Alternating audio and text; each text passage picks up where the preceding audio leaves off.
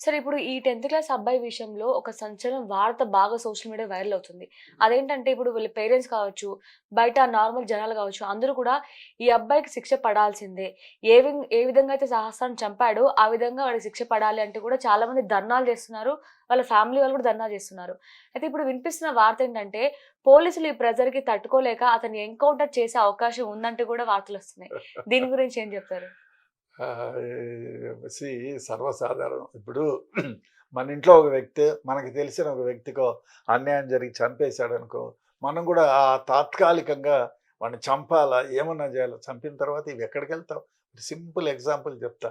ఒక ముసలామె తమ కులం కాని వాడిని పెళ్లి చేసుకున్నాడని సూర్యాపేటలో, హ్మ్. వాడిని చంపాలరా, వాడినేంట్రా మా అమ్మాయి పెళ్లి చేసుకోలేదు, మన కులం ఏంటి, మన గోత్రం ఏంటి అని చెప్పింది ముసలావిడ. 80 ఏళ్ళకి పైబడ్డ ముసలామె. తండ్రి, కొడుకు ఇద్దరు కలిపి ఆ అమ్మాయిని చంపేశారు. ఆ అబ్బాయిని చంపారు. హ్మ్. చంపి కారులో వేసుకొని ఇంటికి తీసుకొచ్చారు. తీసుకొచ్చిన తర్వాత ఏమైంది? ముసలామె జైలుకి పోయిందా? తండ్రి జైలుకి పోయినాడా?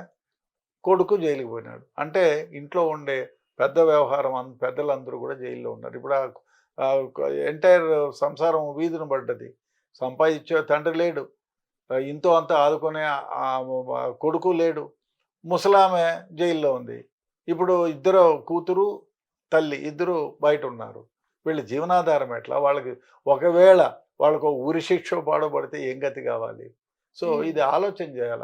మీరు తొందరపడి ఎవరో మాటలని విచక్షణ జ్ఞానాన్ని కోల్పోయి మర్డర్‌లు, మానభంగాలు ఇవి చేయడం కాదు. ఎందుకంటే మనం ఈ యాక్ట్ చేస్తే తర్వాత ఏమిటి? వీళ్ళల్లో నేను ఒకటే గమనించాను. ఈ మర్డర్‌లు ఇవాళ మర్డర్ జరిగింది. మహేందర్ రెడ్డి అనే అబ్బాయి తన గర్భవతి అయిన భార్యని హ్మ్. ముక్కలు చేసి ఎక్కడెక్కడో మూసీలో, గీసులో అక్కడ ఇక్కడ పడేశారు. సో, దాని తర్వాత ఏమిటి వాడి జీవితం? జైలు శిక్ష అరెస్ట్ అవుతాడు, జైలుకి పోతాడు. ఆ! జైలు తర్వాత ఒక 10 ఏళ్ళు, 20 వాడి జీవితం అంతా ఇప్పుడు వాడికేదో 29 ఏళ్ళు, 20 ఏళ్ళు. సో, ఒక 15 ఏళ్ళు జైల్లో ఉంటే 45 ఏళ్ళు. ఏమైంది వాడి జీవితం? నాశనం అయిపోలేదా? ఒక్కటి గమనించాలి. మీరు యాక్షన్ చేసేటప్పుడు ఇప్పుడు ఆ మహేందర్ రెడ్డి కూడా భార్యని ఎందుకు చంపాలి? నీకు కాలేదు, వదిలిపెట్టి దండం పెట్టి తల్లి నీ దారిని నువ్వు పో, నా దారిని నేను బతుకుతానని చెప్పాలి. విడాకులు ఇచ్చేసి నీకు ఇష్టం లేకపోతే ఇంకో అమ్మాయిని పెళ్లి చేసుకో. అంతేగాని ఒక మనిషిని చంపి ఆమె జీవితాన్ని తుడిచేశావు. నీ బ్రతుకును నాశనం చేశావు. నీ బ్రతుకుతో పాటు మీ తల్లిదండ్రుల బ్రతుకులను కూడా నాశనం చేశావు. అంతే కదా! సో, నేరాలు చేసేవాళ్ళు ఒక్కటి గమనించాలి. నేరం చేసేటప్పుడు ఏదో ఉద్రేకంలో, తొందరపాటుతనంతో నేరాలు చేస్తారు. కానీ చేసేక ముందు ఒక చిన్న ఆలోచన.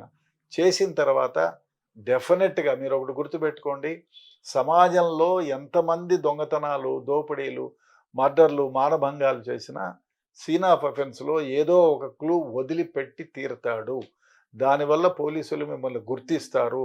మీకు జైలు శిక్ష పడుతుంది. సో, ఉరి శిక్ష కూడా పడొచ్చు. కాబట్టి మమ్మల్ని ఏమి లేదు, ఆర్టిఫిషియల్ ఇంటెలిజెన్స్‌లో పోయి కుక్కర్‌లో ఉడకబెట్టి బజార్‌లో ఏసాం, అక్కడ ఏసినాం అనుకోవచ్చు. అది తప్పించుకోలేరు. డెఫినిట్‌గా మీరు జైలుకి పోతారు. మీ జీవితం నాశనం అవుతుంది. కాబట్టి మీరు నేరం చేయకముందే ఆలోచించండి.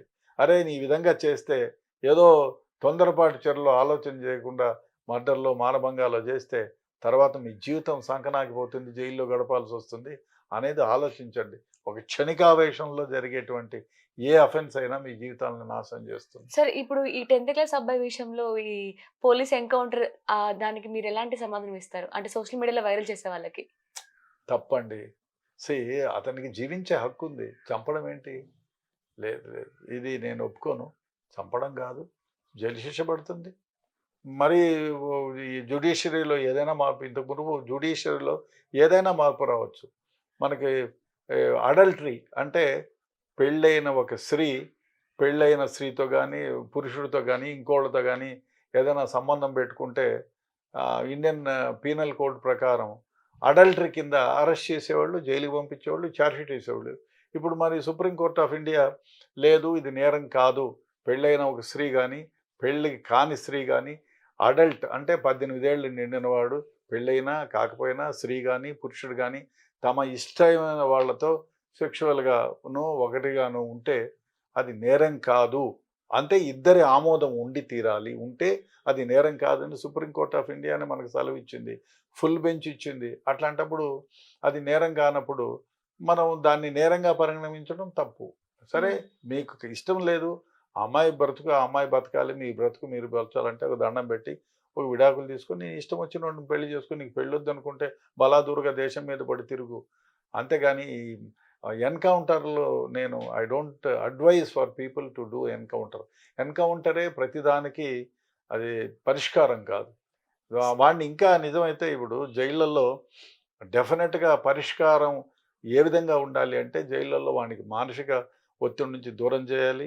వాడు మంచి ప్రవర్తన కలిగేటట్టు, చేసిన దానికి పశ్చాత్తాపపడేటట్టు, వాడి జీవితం వృద్ధిలోకి వచ్చేదానికి మంచి నడవడికతో ఏదైనా చదువుకొని 10 మందికి మార్గదర్శకంగా వాడు చూడరా, అమ్మాయిని చంపి జైలుకి పోయి వచ్చిన తర్వాత చదువుకొని పెద్ద హోదాలోకి వెళ్ళాడు, 10 మందికి పనికొచ్చేవాడయ్యాడు, దేశానికి పనికొచ్చేవాడయ్యాడు అనే ఆదర్శవంతంగా చూడాలి గానీ, వాడిని చంపేస్తాను, నన్ను మా అమ్మాయిని చంపినాడు అనడం అది మామూలుగా. నేనైనా ఆ పొజిషన్‌లో ఉంటే, తల్లిదండ్రుల పొజిషన్‌లో ఉంటే నేను కూడా ఆ మాట అంటాను.